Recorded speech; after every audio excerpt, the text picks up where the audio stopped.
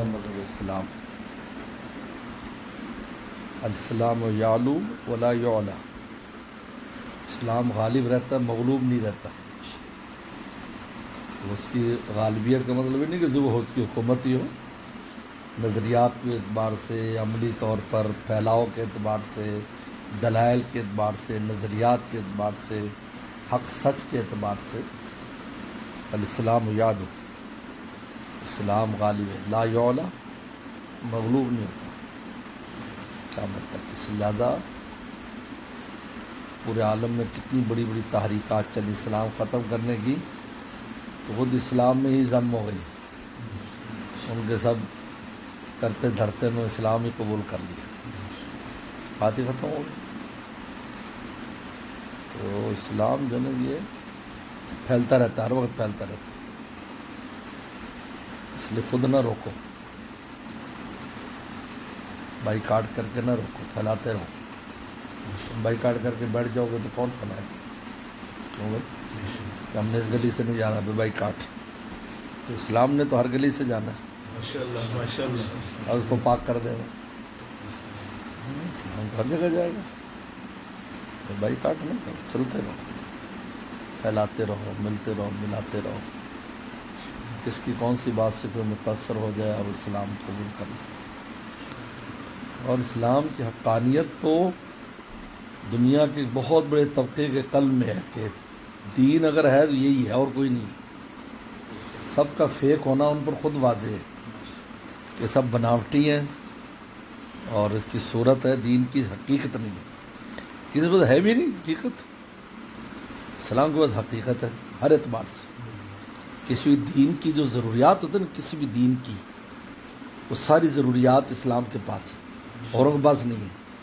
فلاں چیز کا حل نہیں ہے، فلاں چیز کا حل نہیں ہے، فلاں چیز کا حل نہیں ہے. اسلام آپ کے پاس ہر شعبے کا حل اس کے پاس. کیسا غلبہ ہے. جب یہ آیت نازل الیوم اکملت لکم دینکم واتممت علیکم نعمتی ورضیت لکم الاسلام دین. الیوم اکملت لکم دینکم، کمال کہتے ہیں بنیادی ڈھانچے کا مکمل ہونا. بنیادی ڈھانچے کے مکمل ہونے کا نام کمال ہے، جس کو ہم کہتے ہیں گرے سٹرکچر بلڈنگ کا کھڑا کرنا، یہ کمال ہے. واتممت علیکم نعمتی، اس کی اب خوبصورتی اور وہ جو چیز ہوتی ہے اس کا نام اتمام ہے. تو بنیادی ڈھانچے کے اعتبار سے بھی مکمل ہے اور اپنے حسن و جمال کے اعتبار سے بھی مکمل ہے. اتممت علیکم نعمتی اور رضیت لکم الاسلام دینہ. اور میں، اللہ نے فرمایا میں نے اب ہمیشہ کے لیے تمہارے اسلام کو پسند کر لیا، اب کوئی دین جانے والا نہیں. یہ اب جب یہ آیت نازل ہوئی اور اس کے بعد وسلم عرفات میں تھے اور سب، حضرت عمر رضی اللہ عنہ نے، یہودی نے کہا، وہ عالم تھا، اگر ہم یہودیوں میں ایسی آیت نازل ہوتی تو ہم اس دن عید مناتے. حضرت عمر نے فرمایا کہ ہاں میں جانتا ہوں کب نازل ہوئی تھی، کہاں نازل ہوئی تھی، کس دن نازل ہوئی. فرمایا عرفات کا میدان تھا، جمعے کا دن تھا، عصر کا وقت تھا، حضور صلی اللہ علیہ وسلم میدان عرفات میں تھے تو یہ آیت نازل ہوئی. یعنی ساری عیدیں تھیں، جمعہ بھی عید تھا، عرفات بھی عید ہے، اگلے دن پھر عید ہے. لیکن دین میں چونکہ اپنی طرف سے عید نہیں بنائی جاتی، ایک متعین ہے. اس یہودی نے کیوں کہا؟ اس لیے کہ قانونی طور پر اور نظریاتی طور پر کسی بھی دین کے مکمل ہونے کا کبھی اعلان نہیں ہوا، اسلام کا اعلان ہوا. یوم اکملت لکم دینکم، کمال بھی ہے اس میں، تمام بھی ہے اور اللہ کی رضا بھی ہے. تینوں چیزیں شامل ہو گئی. کمال بنیادی ڈھانچہ، یہ گرے سٹرکچر، تمام فنیشنگ. اور جب اللہ راضی ہو گئے، اب رضیت سے سمجھ میں آیا کہ ماضی کا صیغہ لا کر بتا دیا قیامت تک اور کوئی دین آنے والا نہیں ہے. فرمایا کہ میں آخری نبی ہو، وان تم آخر الامم، تم آخری امت ہو، یہ آخری دین ہے. وعلیکم السلام علیکم. تو اسلام جو ہے وہ لہذا جب بھی اسلام کے بارے میں آپ کسی کو کوئی دعوت پیش کرو گے اس کا دل فوراً اس کو تسلیم کر لے گا کیونکہ اس کے پاس سارا کچھ ہے, ہمیں کوئی کمی نہیں ہے. اسلام نے ہر چیز مکمل کی. حضور صلی اللہ علیہ وسلم نے قرآن مجید نازل ہوا, قرآن مجید کی تفصیلات تشریحات رسول اللہ صلی اللہ علیہ وسلم نے قول سے فعل سے اپنے تقریرات سے ان سے مکمل کر دی. وسلم کے حدیث کی بہت سی قسمیں, قولی حدیثیں ہیں اور فعلی حدیثیں ہیں, تقریرات ہیں, اور خود آپ کی ذات اقدس وہ خود قرآن کی تشریح تھی. ان کو دیکھتے تھے تو قرآن کے کتنے عقدے حل ہو جاتے تھے آپ کی ذات مبارک, جس کو شمائل کہتے ہیں, یعنی اپنی ذات کے اعتبار سے بھی رسول صلی اللہ علیہ وسلم کی ذات کے اعتبار سے بھی درجہ کمال میں تھی, ظاہری طور پر باطنی طور پر. اس لیے الحمدللہ بڑی تیزی سے پورے عالم میں اسلام پھیل رہا ہے اور اسلام قبول کر رہا ہے. میں بتا رہا ساؤتھ افریقہ کے انگریز آئے ہوئے تھے, وہ مسلمان ہوا جن کی مسجد میں. ہاں جی, ساؤتھ افریقہ کے کچھ اسٹوڈنٹ آئے تو ان کو ملنے آیا تھا وہ انگریز, تو وہ آج انہوں نے انگریز نے اسلام قبول کر لیا, وائٹ ساؤتھ افریقن. ان کا میں نے ارادہ کر لیا سب اسلام کی باتوں کو دیکھ کر. اور پھر اسلام عجیب معزز قسم کا دین ہے, اس کے ہر کام بڑا عزت والا ہے. لہذا کہیں بھی ایسا کام جو سطحی نظر آئے اور عقل میں سمجھ میں نہ آئے تو وہ بدعات میں شمار ہوگا, وہ حقیقت نہیں ہوگی, اس کی یقین نہیں ہوگی. اور سڑک پہ نکلو, نعرے مارو, وہ کرو, ہاں کرو, ہیں, اور اس کو عبادت کے زمرے میں لے آؤ, اور یہ کسی کو سمجھ میں نہیں آتا. اور اسلام میں ہے بھی نہیں, وہ تو الگ چیز ہے, وہ الگ دنیاوی معاملات کے حل کا ایک طریقہ ہے. یہ نہیں ہے کہ وہ اس کو جی ڈھول بجا کے گھوم رہے ہیں یا جو نا وہ تازے نکال کے بیٹھ رہے ہیں. یہ ایسی چیزیں جو ایک نفیس اور سلیم الطبع عقل تسلیم نہیں کرتی کہ یہ اسلام کا حصہ ہے, اور ہے بھی نہیں, وہ ہے بھی نہیں. وہ سب اس لیے چونکہ ہمیشہ یاد رکھو کوئی کتنی بھی قیمتی چیز جب ہوگی تو اس کے پیچھے اس کو فنا کرنے کے لیے آپ کتنی قیمتی خوراک جو ہوگی اس پر اتنے زیادہ حملہ ہوگا. ہماری فصلوں میں سب سے قیمتی فصل کپاس کی ہے, لہٰذا اس پر جو حملہ ہے کیڑے مکوڑوں کا, نام بھی امریکن سنڈی, یعنی امریکہ نے بھیجی تھی, پتن کہاں کا سنڈیا نام رکھی ان کا, وہ حملہ آور ہے. پھر اس کے بعد کپاس کے بعد باری گندم کی آتی ہے, سب سے قیمتی ہے. اس کے بعد اس میں سب زیادہ, پھر چاول ہے, چاولوں پر کم ہے بنسبت اس کی, کیونکہ گندم کا استعمال زیادہ اہم ہے, چاول کا استعمال تو شوقیہ ہے. بعض ملکوں میں صرف ان کی ذاتی خوراک ہے, ورنہ تو شوقیہ ہے, اصل تو روٹی ان پر حملہ آور ہے. اسی طرح اسلام پر اس کو بگاڑنے کے لیے مختلف سنڈیاں جو نا وہ حملہ آور رہتی ہیں. تو ان کا سپرے کیا ہے؟ ان کا سپرے احیاء سنت ہے. احیاء سنت کرو گے وہ سنڈیاں مر جائیں گی.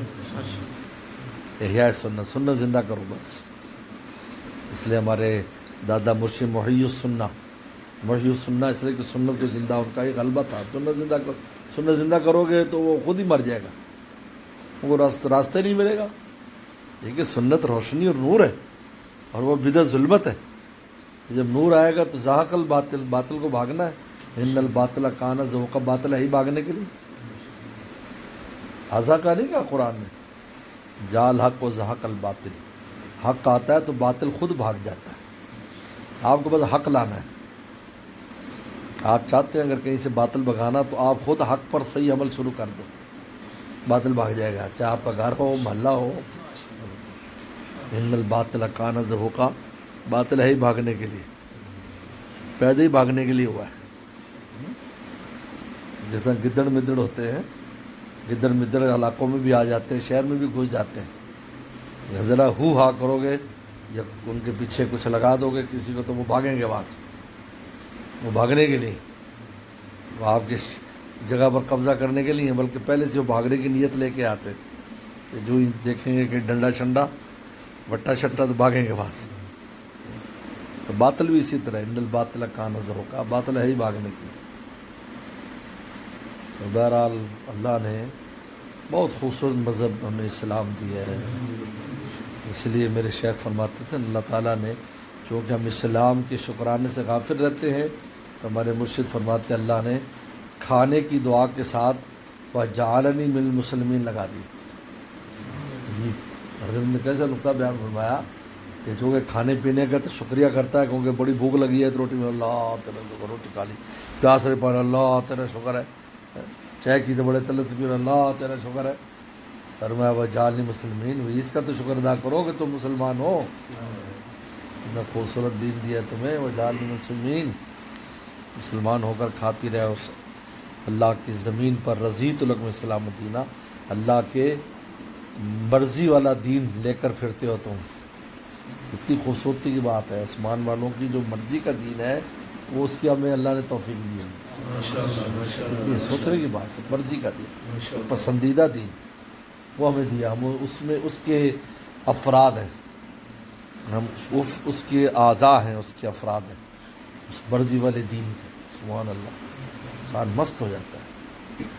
میں تو بہت غور و خوض کرتا ہوں کہ کوئی بھی اسلام کا کوئی چھوٹا چھوٹا عمل کہ اس کے علاوہ کوئی اور خوبصورت عمل ہو سکتا ہے تو بنتا ہی نہیں، اس سے زیادہ حسین کوئی مقام ہی نہیں، کام حسین سے کوئی کام نہیں، حسین کوئی کام۔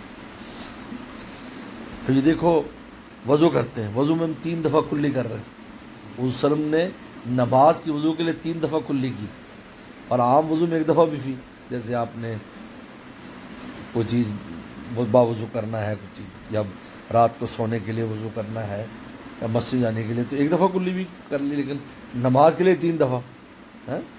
اب میں اس پہ غور کہ یہ کیوں بھائی، اللہ کا نام لینا ہے اور قرآن پڑھنا ہے، 3 دفعہ منہ کو پاک کرو، زبان کو پاک کرو، اب اللہ اکبر، اب دربار میں آ جاؤ، اب تمہارا منہ میں بھی پاکی، ناک میں بھی پاکی، یہ تو کان کے مجھے ورنہ یہاں بھی پانی ڈالتے، لیکن ناک بھی پاکی، منہ میں پاکی، کیونکہ دونوں جگہ علائش ہو سکتی ہے اس میں کوئی غیر چیز کی، تو اس کو پاک کرو، سر پہ بھی مسا، یعنی خود وضو کے دیکھو تو کتنا خوبصورت ہے، اب میرے دربار میں آؤ تو کتنا حسین بن کر آ رہا ہے، یعنی بیوٹی پارلر ہو کے آ رہا ہے، یہ بیوٹی پارلنگ ہے۔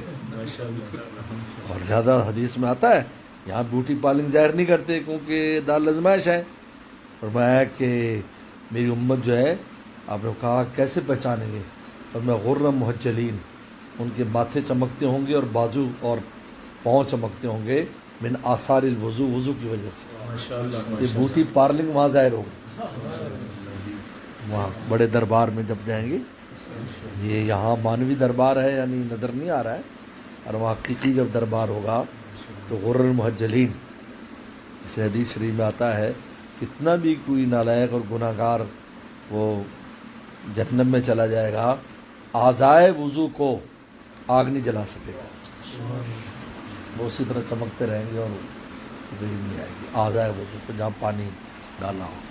تو بیوٹی پارلنگ اتنی اچھی بیوٹی پارلنگ ہے، یہاں تو اتر جاتی ہے، صبح کو رات کو شادی کی اور صبح کو چیخ مار کے گھر سے بھاگ رہا ہے، ان کا کیوں بھاگ رہا ہے، جو رات تو ہوئی تو کوئی صبح تو دیکھا تو کوئی اور تھی۔ ایک نیند سے اٹھا تو وہ دیکھا کمرے میں نا کوئی ترتیب ترتیب سامان کو دے رہی ہے، زور سے ڈانٹا، اے بھائی، اے ماسی، میرے کمرے میں کیسے گھس گئی تم، جاؤ۔ انہوں نے سمجھا واش روم میں اس کی بیوی گئی ہوئی ہے، ڈانٹا تو حیرت سے دیکھ رہی، تو اتنے میں سانس دوڑی گئی، کیا بات ہے، انہوں نے کہا یہ ماسی کو کیوں صبح صبح میرے کمرے میں تم نے گھسا دیا، کہا ماسی تیری بیوی تو ہے، پھر آگے جو ہو اس کے ساتھ آپ سمجھ سکتے۔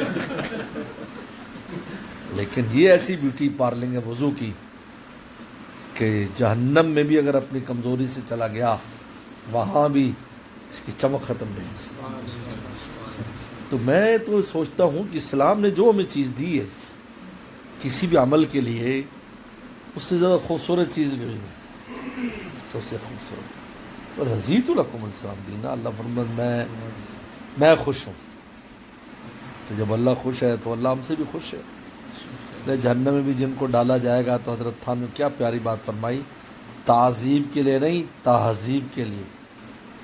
عذاب دینے کے لیے نہیں ہوگا بلکہ مہذب کرنے کے لیے، جو گناہوں کی علائش ہے وہ ختم ہو جائے اور یہ جنت میں حوروں سے لپٹ چپٹ کے قابل ہو جائے اور میرے دربار میں آنے کے قابل ہو جائے. اس لیے جیسے دنیا میں مسجد میں بغیر وضو کے نہیں جا سکتے، جنابت ہو یا کوئی اور ہو تو پاک ہونا پڑتا ہے، تو اس دربار میں گناہوں کی علائش کے ساتھ نہیں جا سکتے، تو اس کے لیے پاک کرنے کے لیے جہنم رکھی. تو ایسے سارے کام جہنم کرتی. دنیا میں بھی سورج جو ہے وہ حالانکہ جہنم سے لیتا ہے سارا کچھ، لیکن ہماری فصلیں بھی پکاتا ہے. یعنی اس قسم کی خدمتوں کے لیے اللہ نے اس کو رکھا ہے، اس خادمہ کو، اس قسم کی خدمت کے لیے. دنیا میں بھی یہ بخارات بناتا ہے، بارشیں برستی ہیں، پانی آ رہا ہے جا رہا ہے، آگ کو ٹھنڈا کر کے دے دیا، اسے کھانے پکاؤ، یہ کرو، وہ بھی جہنم کے ہے نا، اس کی خدمت کے لیے. لیکن جنت کا رنگ بالکل الگ اور مختلف ہے. اس کے لیے وہ بھی جہنم پاک کرے گی اس کو کہ اب اس کو ایسی جگہ پر بھیجنا ہے جہاں اس کا تصور بھی نہیں، مال عین رات ولا اذن سمیت ولا خطر علی قلب بشر. لہذا یہ بھی مومن کی خادمہ بن گئی. جنت بھی خادمہ ہے، اصل دنیا میں بھی خدمت ہو رہی اس کے ذریعے. یہ سورج جہنم سے لیتا ہے آثار کو. سردی گرمی آپ نے فرمایا ترمذی میں فرمایا کہ سردی گرمی یہ جہنم کے گرم اور ٹھنڈے طبقے سے لیتا ہے سورج. ہاں جی، ٹھنڈے طبقے سے لیتا ہے. پھر جو تم گرمی پاتے ہو یا جو سردی پاتے ہو یہ اس کا اثر ہے. حضرت بن نور رحمہ اللہ فرماتے تھے کہ اس کے دو منہ ہیں، لہذا 6 مہینے میں ایک سانس، ایک طرف سانس لیتا سرد، دوسرا گرم سانس. لہذا دنیا میں 2 حصے ہیں دنیا کے بھی، کہ 6 مہینے اگر ایک جگہ سردی ہے دوسری جگہ گرمی ہے. جیسے آسٹریلیا، ساؤتھ افریقہ میں گرمی ہے، اور اگر دوسری جگہ گرمی ہوگی تو وہاں سردی ہوگی. یہ تو اس میں 6 مہینے پر یہ سانس لیتی ہے جہنم. اس سے سورج سک کرتا ہے، سورج اس سے وہاں سے لیتا ہے. یہ کہتے ہیں سورج کا کیا چیز ہے جس سے سورج لے رہا ہے؟ سورج دراصل جہنم سے لے رہا ہے. اور کس طرح لے رہا ہے؟ آج کل مشکل نہیں ہے کسی چیز کو سک کرنا دور سے. یہ سائنسدانوں کے یہاں ثابت ہے یہ چیز. آواز کہاں سے دور سے لے رہا ہے، بلکہ تابکاری اثرات کو بھی لے رہا ہے دور سے، سینکڑوں میل کے فاصلے سے بھی لے لے گا، وہ سک کر لے گا. تو اللہ تعالیٰ کی کچھ مشکل نہیں ہے کہ جہاں بھی جہنم ہے اس سے کوئی ایسا راستہ ہے جس سے، تو وہ پھر ہم پر پھینکتا ہے وہاں سے. اس کو کیا کہتے ہیں، صاف شفاف کر کے جو ہمارے قابل برداشت ہے وہ پھر ہم پر پھینکتا ہے. گرمی بھی آتی، سردی بھی آتی، ڈائریکٹ نہیں آتی. اگر ڈائریکٹ آتی تو ہم تو جلد بن جائیں. اس لیے کتنی لہریں ہیں بیچ میں جس سے جا کر گرمی آتی، سردی آتی ہم پر. اور جہنم میں بھی تو حضرت تھانوی فرماتے ہیں وہاں بھی مومن کے لیے یہ جہنم تہذیب کے لیے ہوگی. بھائی اس کو جلدی پاک کرو تاکہ لپٹ چپٹ کرے کیوں گندا ہو گیا ہے، صاف کرو، پھر اس کو ہمارے دسترخوان پر لے کر آؤ. اس سے زیادہ حدیث شریف میں آتا ہے کہ وہ کالا کوئلہ ہو چکے ہوں گے، یعنی کوئلہ ہو چکے ہوں گے. اور اس کے بعد یعنی حضرت تھانوی کی اس بات سے معلوم بھی ہوا کہ تکلیف کا وہ احساس نہیں ہوگا جو کافروں کو ہوگا. بہت اہم بات، تکلیف کا وہ احساس نہیں ہوگا جو کفار کو ہوگا. اس لیے کہ ان کو تو بطور سزا کی ہوگی اور اس کو بطور صفائی کے. تو اگر بچے کو جب ماں نہلاتی ہے، بچے کو جب ماں نہلاتی ہے تو اس وقت تو بچہ کتنا چیختا چلاتا ہے، لیکن کبھی اس بچے نے کہا کہ میری ماں بڑی ظالم ہے کہ مجھے روزانہ عذاب دیتی ہے؟ نہیں، وہ پھر بھی کہے گا یار میری اماں جن اس کا احسان ہے، وہ دیکھو کتنا صاف ستھرا مجھے رکھتے، میں تو گندا ہو کے آ جاتا ہوں لیکن تھوڑا سا آنکھوں میں کبھی صابن چلا جاتا ہے، رگڑا چھوڑا اچھا لگا دیتی ہے، چبی خوب مارتی ہے. بچے کیسے روتے ہیں؟ تو بتاؤ ان اس رونے کے دوران جو آپ کیا خیال ہے؟ آپ یہ سمجھ رہے ہیں کہ اس کو عذاب دے رہی ہے؟ کیا سمجھتے ہیں آپ؟ یہ حضرت تھانوی کا ایک جملہ ہے، لیکن اس کی بڑی شرح ہے۔ تہذیب کے لیے ہوگا جہنم میں جانا، عذاب کے لیے نہیں ہوگا کہ اس کو وہاں کافروں کی طرح تکلیف ہو، ایسا نہیں ہے، لیکن اس کا اثر ہوگا کہ جل جل کے وہ کوئلہ ہو چکے ہوں گے، پھر نہر حیات میں ڈالا جائے گا، جو جنت کے سامنے گرتے ہی اس میں سے جب نکلیں گے تو گولڈن کلر ہوگا، گولڈن کلر ہوگا۔ اس کے بعد ان کے ہاں لکھا ہوگا یہ اللہ تعالیٰ کی طرف سے اتقوا من النار، یہ دوزخ سے اللہ نے ان کو آزاد کیا ہے، اور بعد میں جہنمیون لکھا ہوگا، پھر وہ بھی مٹا دیا جائے گا، اور پھر ہر ایک کو اتنی بڑی جنت دے دی جائے گی، ارضھا کعرض السماوات والارض، اتنی چوڑائی ہوگی جیسے آسمان زمین کی چوڑائی، وہاں ان کو ٹھہرا دیا جائے گا، جاؤ بھائی موجیں کرو، موج مارو۔ تو اسلام کی نعمت جب مل گئی ہمیں تو سمجھو بہت بڑی نعمت مل گئی، یعنی کامیابی کامیاب ہے، بس یہ ہے کہ اپنے ساتھ ایمان بچا کے جائے۔ ایمان دراصل نہیں بچتا، آدمی تقوی اختیار نہیں کرتا اور گناہ سے نہیں بچتا تو ایمان اصل میں ایمان پر ہی حملہ ور ہو جاتا ہے شیطان، اس کو ایکسیس مل جاتی ہے آپ کی ایمان تک۔ یہ اس لیے تقوی بھی بہت بڑا، ہمیں اللہ تعالیٰ نے جو تقوی فرض کر دیا بہت بڑا ہم پر احسان کیا ہے، اس تقوی کے ذریعے شیطان ہمارے ایمان تک نہیں پہنچتا، کیونکہ گناہ کرنا دلیل ہے کہ آپ شیطان آ جا رہا ہے، یوسوس فی صدور الناس، ادھر سے اندر کا نکلا ادھر باہر کا لگا ہوا ہے، تو تقوی فرض کر دیا، تو تقوی فرض کرنے سے ہوگا ہم نے ضروری ہوگا ہم پر، جب ضروری ہو گیا تو اس ضروری میں ہمارا ایمان محفوظ ہو گیا، اور پلس ولایت اور دوستی بھی دے دی۔ یہ عجیب بات ہے، اصل چیز بھی بچی اور ساتھ کہا تم میرے دوست ہو، ان اولیاء الا المتقون۔ اس لیے ہمارے وارث رحمۃ اللہ علیہ نے یہ بات بستر مرگ پر فرمائی، ایک دن پہلے فرمایا اگر ایمان سلامتی سے چلا جائے تو پہاڑ جتنا گناہ کا بھی کوئی غم نہیں، فکر نہیں، سب ہو جائے گا، لیکن ایمان سلامتی سے جائے تو یہ فکر، یعنی کاملین کی فکر دیکھیں، ایمان سلامتی سے جائے پھر آگے کوئی فکر نہیں، چاہے پہاڑ جتنے گناہ ہوں، اس لیے کہ اصل چیز تو لے گئے نا، باقی ساری چیزیں تو بہت سی تو پہلی بہت بڑے طبقے کی پہلی ختم ہو جائیں گی، اس کی سوارش کی وجہ سے ختم ہو جائیں گی، اللہ تعالیٰ کی نظر عنایت کی وجہ سے ختم ہو جائیں گی، شہود علماء حفاظ قراء کی سفارشوں کی وجہ سے ختم، کتنی تو پہلی ختم ہو جائیں گی، تھوڑے بہت رہ جائیں گے وہ بھی نکال لیے جائیں گے، اتنی دوری تھوڑی، بلکہ کہتا ہے کہ بیوی جنت میں چلی جائے گی اور بندہ نہیں پہنچا، اللہ میاں میں کیسے رہوں یہاں کلی، اللہ فرمایا چلو بھائی بندہ نکالو، کہاں ڈھونڈو اس کا بندہ کہاں ہے، ایزا نہیں دینی نا جنت میں تو ایزا نہیں ہے نا، بندہ چلا گیا اب بیوی نہیں ہے، اگرچہ حوریں ہوں گی سردارنی نہیں ہے، نظر نہیں آ رہا، کمی رہے گی نا، یعنی کہ جنت میں آنے بعد انسان کی ساری کمیاں پوری ہوگی، وہ اس کے بغیر کبھی پوری نہیں ہونی، سردارنی نہیں۔ ابھی میں قصہ پڑھ رہا تھا کہ عرب تھا، اس کی بیوی بڑی تنگ کرتی تھی، بہت سخت، بیچارہ غریب ہر روز گالی دیتی تھی، ہر روز گالی دیتی تھی، کچھ نہیں کرتی۔ ایک دن قرآن پڑھ رہا ہوں، وَهُمْ أَزْوَاجُهُمْ تُحْبَرُونَ، وہ اور ان کی بیویوں کو خلعتیں پہنائے جائیں گی، تو زور سے کہا اللہم لا تفعل، اللہم لا تفعل، اللہ نہ کرنا، یہ نہ کرنا، یہ نہ کرنا، زور زور سے بول رہا ہے، اور قرآن کی آیت تو رو بھی رہا اور بول رہا ہے، تو بیوی جناب وہ کچن میں تھی اور وہاں سے آئی، ہاتھ میں اس کے وہ بھی تھا، کیا تو نے لا تفعل لگایا ہوا، ویسے جس کی عادت تھی اس نے دو چار گالیں بھی اس نے نکالی بیچارے کو، کیا چیز نظر آ گئی اس میں تو قرآن میں جو لا تفعل کر رہا ہے، ربی لا تفعل، کیا ہو گیا؟ تو اس نے ڈرن کہا کہ اس میں لکھا ہے کہ ہم وازواجہم تحبرون، کہ وہ اور ان کی بیویوں کو خلعت پہنائی جائے گی، تو بھئی دنیا کے اندر چند دن کی زندگی تیرے ساتھ ملنے مشکل ہوئی ہے، تو وہاں لاکھوں کروڑوں سال تو میرے ساتھ میرا کیا حال بنے گا؟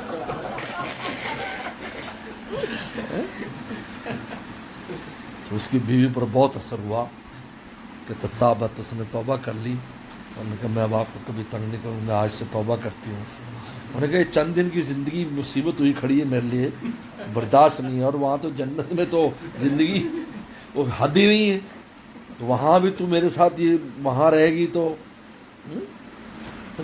کہتے نے مولوی صاحب تقریر کر رہے تھے عرب میں، انہوں نے کہا پہلے کمرے میں جائے گا فلانی حور ہوگی، دوسرے میں پھر آخر میں حور عین ہوگی وہ ماں، آخر میں جب ایک کمرے میں جائے گا اور وہاں دیکھے گا تو اس کی بیوی بیٹھی، تو ایک بابا کھڑا ہو گیا، کہا کہ بس یہیں پر حدیث ختم کر دینی تھی نا۔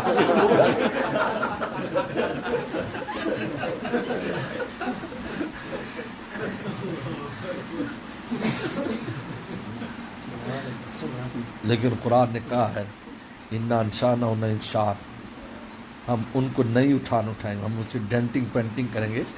جاپان والے اگر ری کنڈیشن کر سکتے ہیں، اللہ فرماتے ہیں ہم نے نہیں، ہم ان کا اخلاق بھی اچھے کر دیں گے، شکلیں بھی اچھی کر دیں گے، ڈینٹ پینٹ بھی اچھی کر دیں گے، تو تمہیں فکر کی ضرورت نہیں۔ انا انشانا انشان فجالنا ہن ابکارا، ہم بالکل کنواریاں بنا دیں گے، اترابا، اور وہ تمہارے ہم عمر ہوں گی۔